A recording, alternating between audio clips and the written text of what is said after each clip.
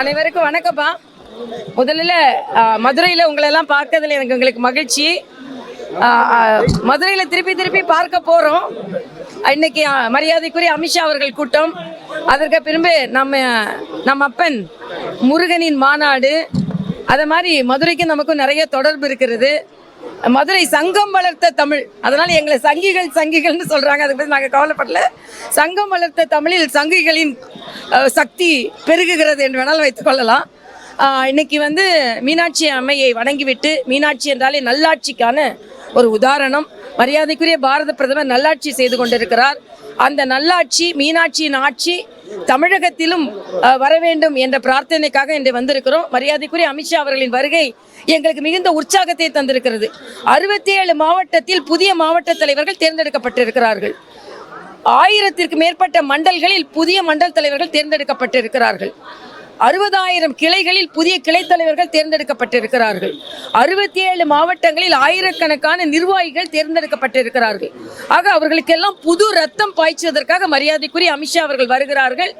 அவர்கள் வருகை எங்களுக்கு உற்சாகத்தை தருகிறது. ஆனால் திமுக கூட்டணிக்கு ஒரு பதற்றத்தை தருகிறது.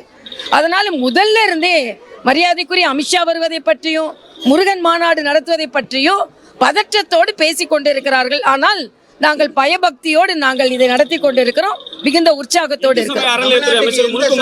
அரசியல் சார்ந்தது அப்படின்றாரு இந்து சமய அமைச்சர். திமுக காரங்க யாருமே இதில் வரமாட்டாங்க உண்மையானவங்க அப்படின்றாரு. இல்லை, திமுக காரங்களை நாங்கள் எதிர்பார்க்கவே இல்லை.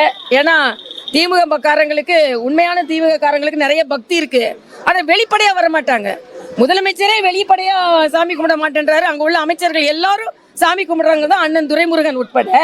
வெளிப்படையாக வரமாட்டாங்க. என்ன வெளிப்படையாக வந்தால் ஏதோ கொள்கையை தப்பாக சொல்கிற மாதிரி. நாங்கள் சொல்கிறது என்ன, நாங்கள் வெளிப்படையாக சாமி கும்பிடுவோம், நீங்கள் ரகசியமாக சாமி கும்பிடுவீங்க. செய்கிறதே செய்கிறீங்க, மக்களுக்கு வெளிப்படையாக செய்யுங்க அப்படின்றது தான். அதனால நான் என்ன கேட்குறேன், இது பிளவுபடுத்துவதற்கு இதில் என்ன இருக்கு? நீங்க முருகன் மாநாடு நடத்துனீங்களா இல்லையா? இல்ல, அது யார் சொல்றது? அவர் யார் அதுக்கு அளவுகோல் கொடுக்கறதுக்கு? அவர் யார் அளவுகோல் கொடுக்கறதுக்கு? நாங்க திமுக காரங்களை எதிர்பார்க்கலாம். ஆனா திமுக காரங்க ரகசியமா அந்த மாநாட்டுக்கு வருவாங்க. முருகன் மீது அக்கறை கொண்டவர்கள், முருகன் மீது பக்தி கொண்டவர்கள் நிச்சயமா வருவாங்க. ஏன்னா இது முருகன் பக்த மாநாடு தான். அதே மாதிரி அரசியலாக்குறார்கள் என்றால், நாங்க முருகனை எப்பவுமே கும்பிடுறவங்க தான். கும்பிடுறவங்க மாநாடு நடத்தலாம். நீங்க கும்பிடாதவங்க மாநாடு நடத்துறீங்கல்ல.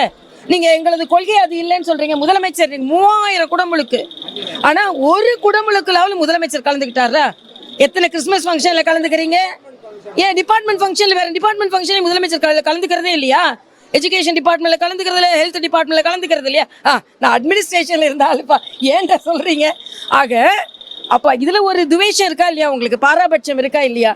அதனால இன்னைக்கு தீபம் காமிக்கிறதெல்லாம் திமுகவிலையும் அதை மீனாட்சியே மன்னிக்க மாட்டார்.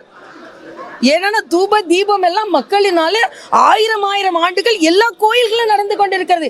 எல்லாத்துக்கும் ஸ்டிக்கர் ஒட்டுவீங்க. நீதிமன்றம் ஒரு தீர்ப்பு சொன்னா அதுக்கு ஒரு ஸ்டிக்கர், மத்திய அரசு திட்டம் கொண்டா அதுக்கு ஒரு ஸ்டிக்கர். இன்னைக்கு கோயில்ல உள்ள தீபத்துக்கும் நீங்க ஸ்டிக்கர் ஒட்டுனீங்கன்னா கடவுள் மன்னிக்கவே மாட்டார். என்ன சொல்ல போனா நாங்கள் மிகுந்த உற்சாகத்தோடு இருக்கிறோம். 2026 ஒரு இன்னைக்கு கண்ணகிக்கு நியாயம் கிடைத்த மண் இந்த மண்.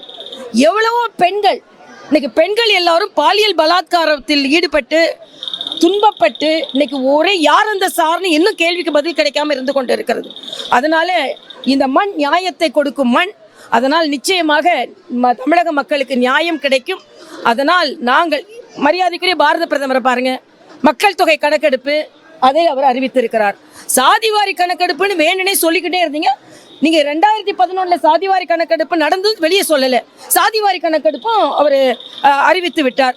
இன்னைக்கு 2027 பெரிய மாநிலங்களுக்கெல்லாம் மக்கள் தொகை எடுக்கப்படும்னா உடனே அதுல ஒரு கருத்து, நம்ம இடம்லாம் குறைஞ்சிரும். நேற்று கூட உள்துறை அமைச்சகத்திலிருந்து வெளியிட்டிருக்கிறார்கள், எந்த விதத்திலும் தமிழகமும் மற்ற மாநிலங்களும் பாதிக்கப்படாதுன்னு. இதுல அண்ணன் சொல்றாரு இதை தண்ணியில தான் எழுதணுமா? இங்க டாஸ்மாக் தண்ணியில நீங்க எழுதிக்கிட்டு இருக்கீங்க. நீங்க எழுதுனது எது நடந்தது? நீங்க தண்ணியில எழுதுனீங்க நீச்சு விடுப்பு பத்தி, தண்ணியில எழுதுனீங்க 100 ரூபாய்க்கு கேஸ் கொடுக்குறோன்னு சொல்லி, தண்ணியில எழுதுனீங்க ரீடிங் 1 மாசத்துக்கு ஒரு வாட்டி எடுப்போன்னு. வேங்கை வயலை கண்டுபிடிக்கல. சட்டம் ஒழுங்கு செல்வ பிறந்த அண்ணன் ஒரே ஒரு கேட்குறேன், உங்க மாவட்ட தலைவர், திருநெல்வேலி மாவட்ட தலைவர் ஜெயக்குமார் கொலையுண்டு 2 வருஷம் ஆச்சு. அதை கண்டுபிடிக்கலையான்னு உங்க ஆட்சியில கேட்க மாட்டீங்களா? அடிமை ஆட்சி, அடிமை கூட்டணி நீங்க தான் அடிமை கூட்டணி. எதுவுமே கேட்க மாட்டேன்றீங்க. ஒரு போஸ்டர் கூட துணை முதலமைச்சர் அண்ணன் செல்வ பிறந்தகால் ஒட்ட முடியல. அவங்க ஒட்ட முடியாம இருப்பாங்க கூட்டணியில. அவங்க கூட்டணியில ஒட்ட முடியாம இருந்துட்டு நாங்க ஒட்டாத கூட்டணினா நாங்க ஒட்டும் கூட்டணி, ஓட்டுக்கான கூட்டணி, மக்கள் நாட்டுக்கான கூட்டணி தெரிஞ்சுக்கிறோம்.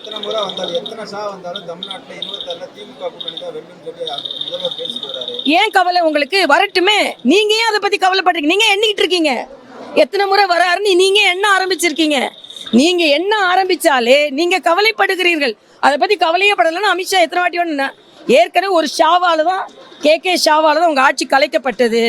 இன்னைக்கு இன்னொரு ஷாவால உங்களோட ஆட்சி கலகலப்பாகி இருக்கிறது, கவலை அளிக்கக்கூடியதாக இருக்கிறது, வெள்ளத்து போயிருக்கிறது. அதனால எங்களுக்கு ஒரே வாரத்துல அதே மதுரையில இது ஜனநாயக நாடுங்க. எங்களுக்கு ஒரு பதற்றமும் இல்லை. இதே தமிழ்நாடு ஜனநாயக நாடு. எங்க வேணாலும் கூட்டம் நடத்துறது எல்லாருக்கும் உரிமை இருக்கு. உங்க பொதுக்குழுவை பின்னால நீங்க வரல, நாங்க இங்க நடத்துறோம்னு தெரிஞ்சுக்கிட்டு வேணா நீங்க பொதுக்குழு இங்க நடத்துறீங்கன்னு சொல்றதுக்கு எவ்வளவு நேரம் ஆகும்? செய்திகளை உடனுக்குடன் தெரிந்து கொள்ள கீழ்கண்ட கேபிள் மற்றும் டிடிஹெச் நெட்வொர்க்குகளில் எம்நாடு செய்தி தொலைக்காட்சியை காணுங்கள். பாதகம் செய்பவரை கண்டால் நாம் பயம் கொள்ளலாகாது பாப்பா. மோதி மிதித்து விடு பாப்பா, அவர் முகத்தில் உமிழ்ந்து விடு பாப்பா. அண்மை செய்திகளை உடனுக்குடன் தெரிந்து கொள்ள இணைந்திருங்கள் எம்நாடு தொலைக்காட்சியுடன்.